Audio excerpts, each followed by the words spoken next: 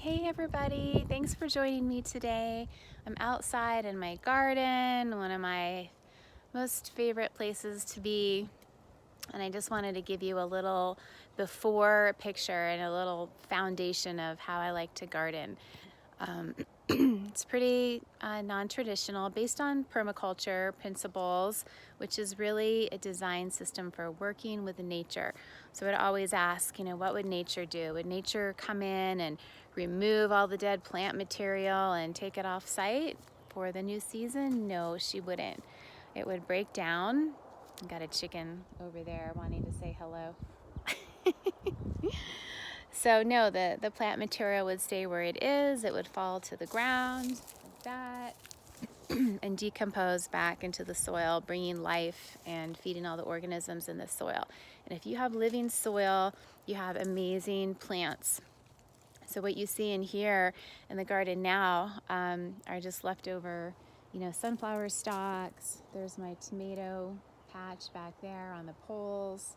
Those hoops are there to protect it from hail in the spring. There's a giant sunflower stalk.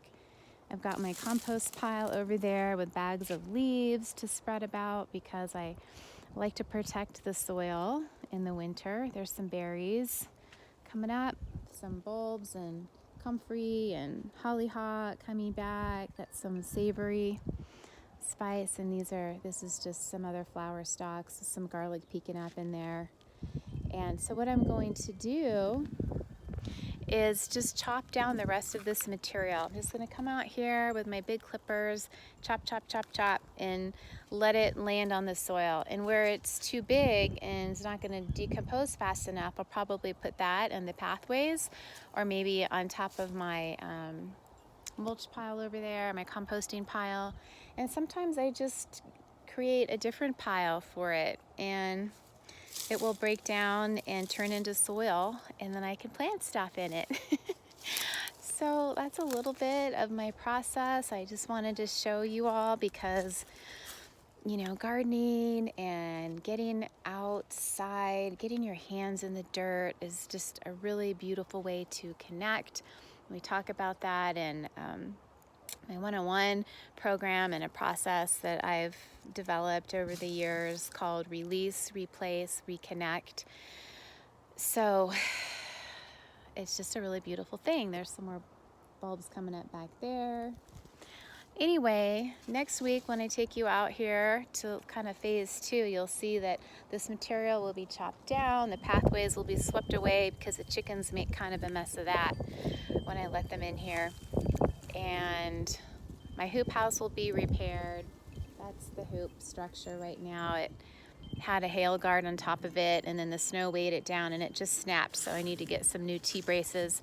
And I use that because we get a lot of hail here in Colorado, so I just have some fabric that allows the water to seep through but protects it from the hail. So I use that, and also put a hail guard back over the tomatoes after I put those in the ground. So I'll pop in and show you a little bit about my gardening because people ask me about that a lot, and I really think it's one of the ways that has helped me stay just young and feeling good and high energy, because I really like to connect to the plants and to the earth and to my food. And I may have mentioned before, when you are growing your own food, it actually grows to the nutrients you need, you who are nourishing it and surrounding it with your energy, your caring, loving energy. It resonates with you and will provide you with exactly what you need to heal and thrive. So I love that about gardening too. And even if you don't have a space for a garden, just, throw some pots down, and there's a lot you can do with some pots and creating a little, space for yourself outside or on a patio. Bring in a little magic, a little nature. You can post in the comments below and let me know if you have any questions about that. I have lots of ideas. And I will see you all next week with part 2 of my spring gardening, just call it my spring gardening series. Okay, have a great weekend, everybody, and I'll see you next Friday. Mwah. Bye.